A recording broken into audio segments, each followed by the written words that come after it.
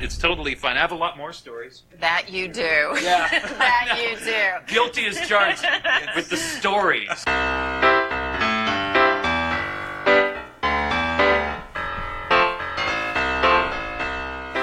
Hey, everybody. Welcome once again to I've Got Something to Say. Thank you so much for tuning in to this podcast or streaming it or however you're choosing to listen to it.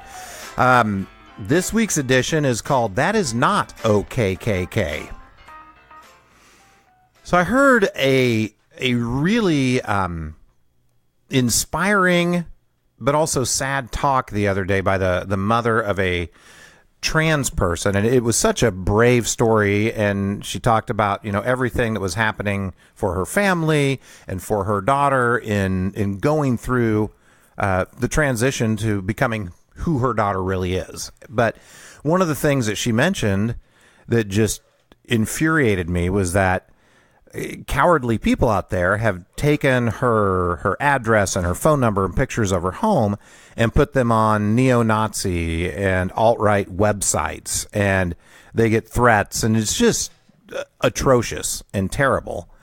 And it got me to thinking about the time that the KKK targeted me and impacted my life.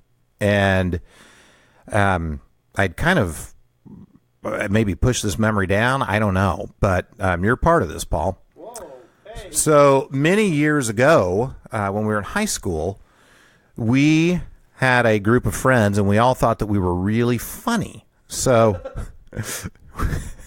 my how times change. So we thought it would be really cool if we did our own sketch comedy variety show. We were probably inspired by The State, I would imagine, back at the time, or Kids in the Hall. So we saw those shows and we thought, man, we should do a comedy show together. So we got together and came up with the best title. Do you remember what it was?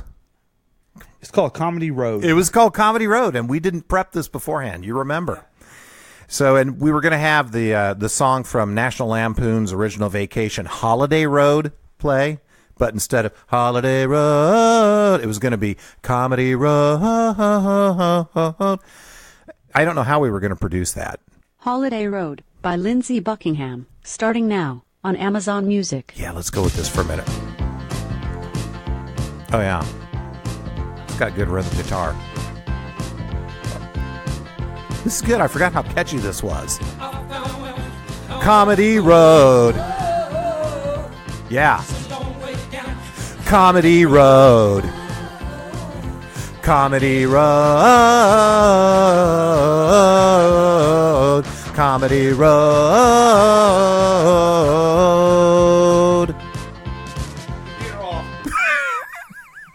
So that's just a piece, and that I just made that up.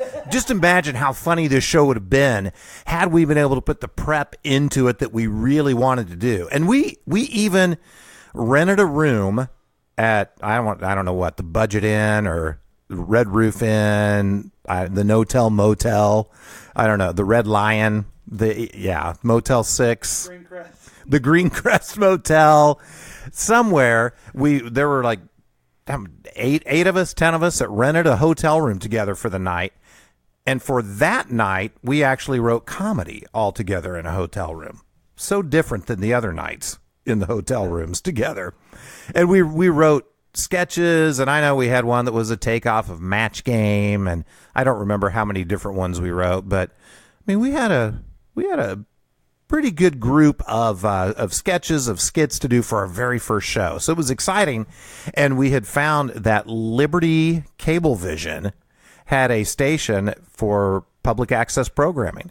So we talked to them, and we got to do the first show. And here's where I'm really sad. So I think I could get a writing credit for the first show, but I didn't get to perform it. I was out of town somewhere. I think I was at Camp Moja.